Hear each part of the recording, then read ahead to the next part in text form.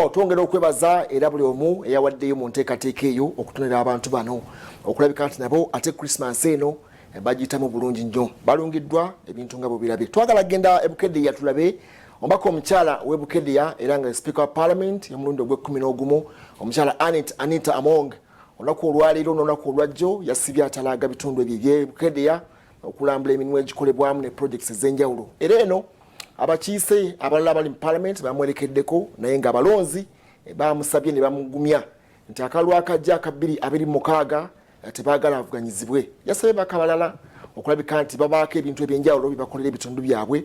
Katulabe bannaffe abasasi ba Parliament batambudde ne Speaker ono n'ensonga bazikuŋŋaanyiza nabyo katubikulage.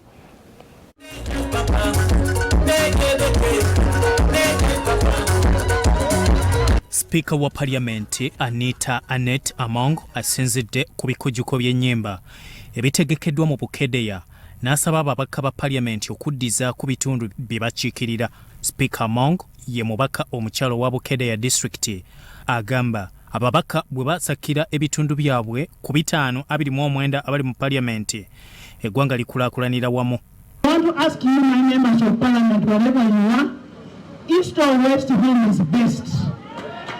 Never go and develop in another area before you develop in your home. First develop in your home before you go somewhere. And if you develop in your home, if for instance there is developed, Raka is developed, Mwendo is developed, Bukeddeya, then the whole Uganda is developed. Let's help government to develop the country. You should not get your money and say, let me hide it and take it maybe to Dubai. Ku mukolo guno ab'e Bukeddeya basuubizza Among ekisanja ekyokuna mu 2026 nga bagamba kuye kwe bafiira. We want to declare and to decide that we are going to bring Right Honorable Anita Among Nagogo unopposed. The resolution that has been passed, we are confirming it. Anita, ijai palono site, Bukeddeya oye! Ra, cha, ka, open, kop, piga, When you look at the records of Parliament, so far the few years she has been a leader of Parliament, Uganda has prospered by 10%. I am a true testimony of somebody coming from grass to grace. And I'm saying this is all by the works of God, that a person in the name of the President Yoweri Kaguta Museveni picks me from nowhere and puts me where I am today. I want to thank the President of Uganda. I want to thank the party NRM, and I want to thank in a very special way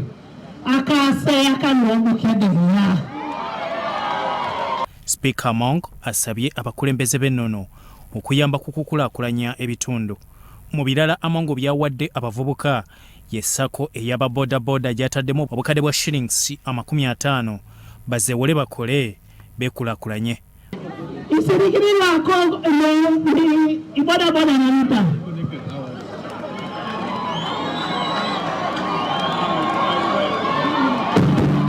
Mu bikujjuko eby'ennyimba abasinze babawadde obukadde 5 era ekitundu kize kifuna enkulaakulana olw'abakulembeze ab'ensonga.